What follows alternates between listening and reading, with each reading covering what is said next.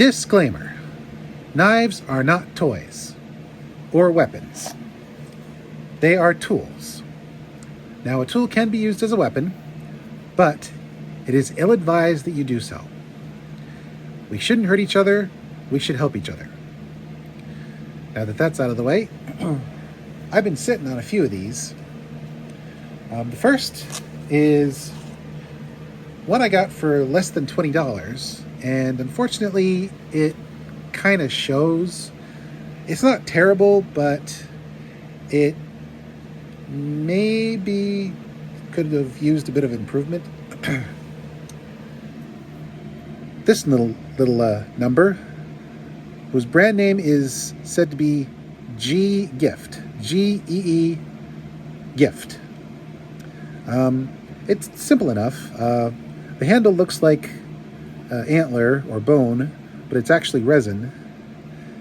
The main body is basically just empty space to fill the knife, and I think maybe the manufacturers made these bolts here a little too wide, because this is a lot of room for kind of a thin knife.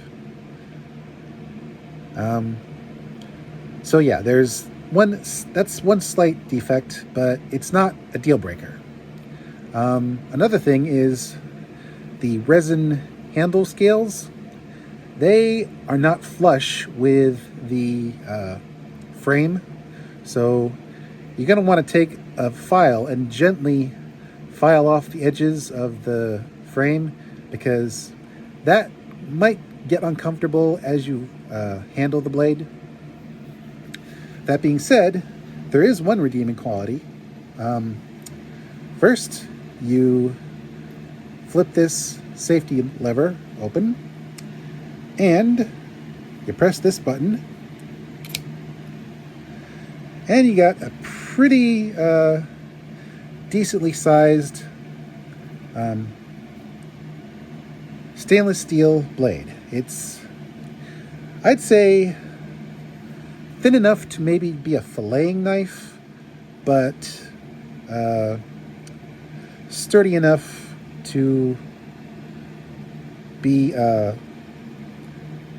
active utility knife. It's fairly long when fully extended, and you're going to want to re-engage this safety lever to keep the blade in place. But other than that, this little cute kitty, this blade is overall passable.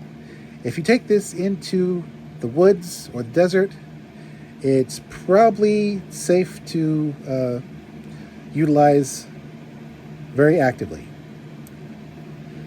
And as you can see, its overall design is fairly simple. So if a part of it breaks or wears out, if you can get the parts, it's probably pretty easy to fix.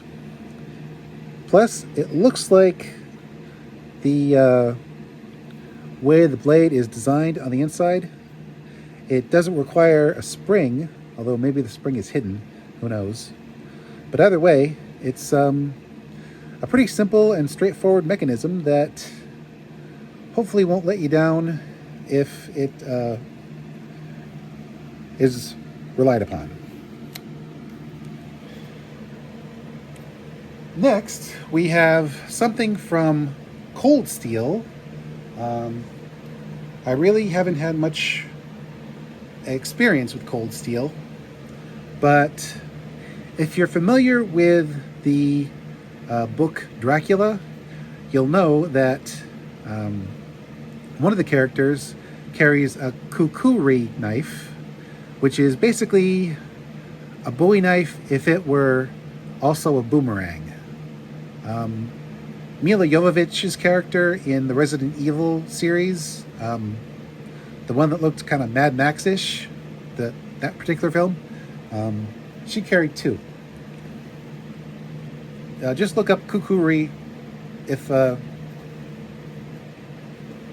you want to know more. But This little number, the Raj 2, as it's called, takes the kukuri and makes it a little more convenient to carry because it is a folding knife. And yes, as you can see from this pocket clip, and yeah, it can have a clip on either side, but only one at a time. As you can see from this pocket clip, this could be considered a pocket knife. But this one's definitely going to fill the pocket. You're going to want to dedicate one whole pocket of your cargo pants, trust me, you're going to want cargo pants, for this blade. Now, there are many ways you can utilize it. Oh, by the way, with a traditional kukuri,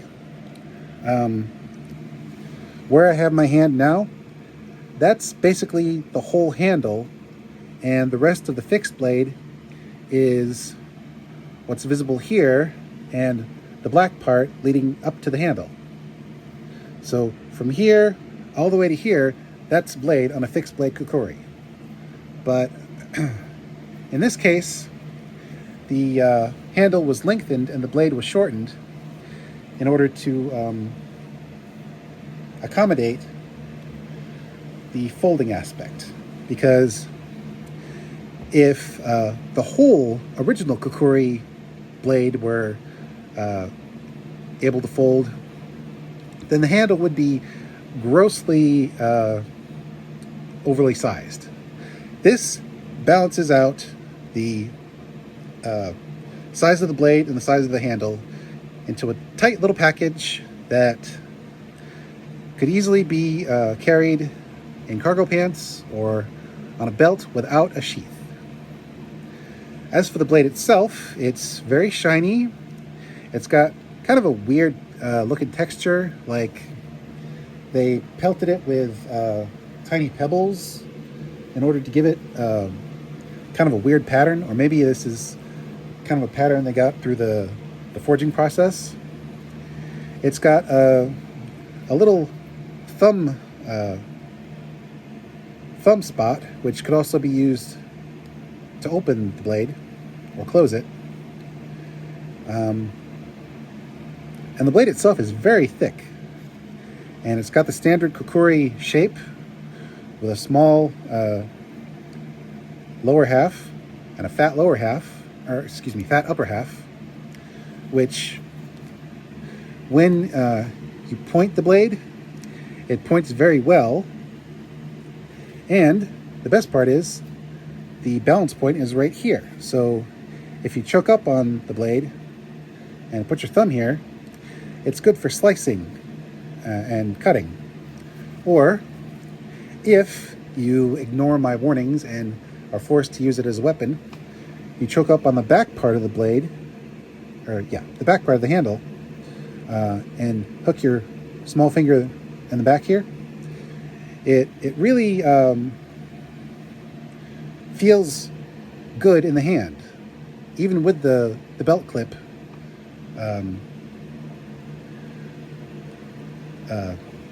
Even with the belt clip sort of digging into your palm. It doesn't dig in sharply, so it's fairly comfortable. You could chop with it, slice with it, slash with it. Oh, and when the blade is locked in place, as you can see from this hook here, it is not going anywhere. It is locked in place. Listen to that. That is the sound of a blade that is not going to fail when the moment comes. Now the handle is some kind of polymer or plastic. I kind of wish it was, I don't know, it felt not so, not soft, but not so light.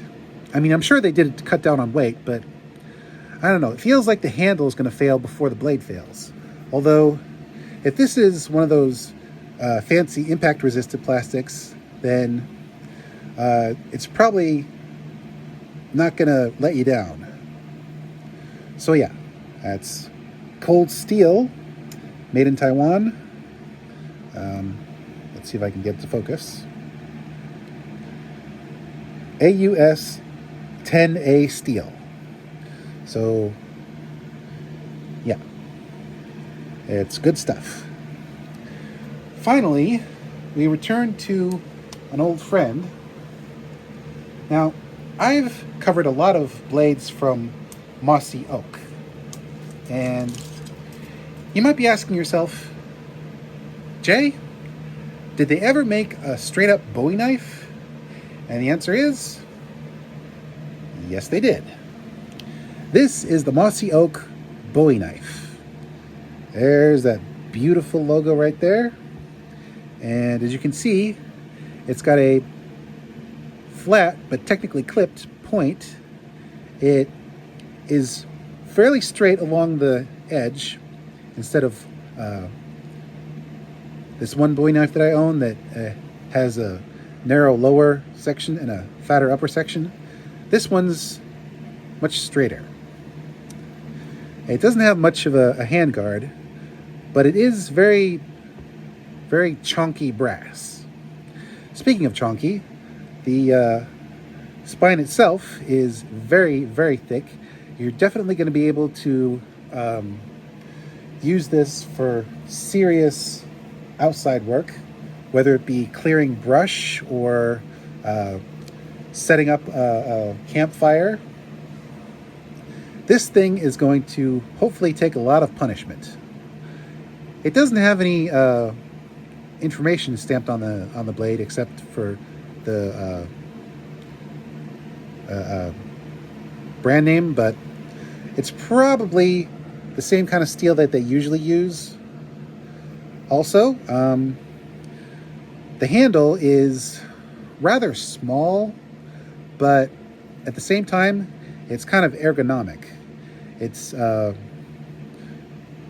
sort of football shaped, so when you go to grab it, it fills your palm, and with the finger depressions, you really get a good grip. Now, at first I didn't like how small the handle felt, but it's grown on me. And overall, this edition from Mossy Oak was worth the under $20 I got for it. Oh, don't tell anyone, but let's just say the cold steel folding kukuri wasn't exactly $20. I'll leave you to look up the website and see the price there.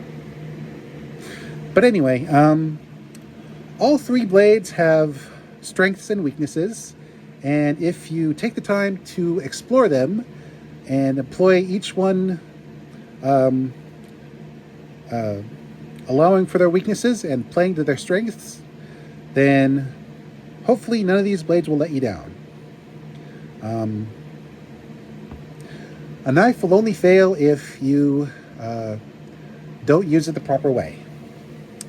This is Mr. J signing out and reminding you, knives are tools, not toys, and not weapons. Weapons are dedicated to hurting people, and people don't deserve to be hurt. Not in the long run. Not in the grand scheme of things. Cut safely, and always, always face the blade away from you when cutting, otherwise it's going to get messy.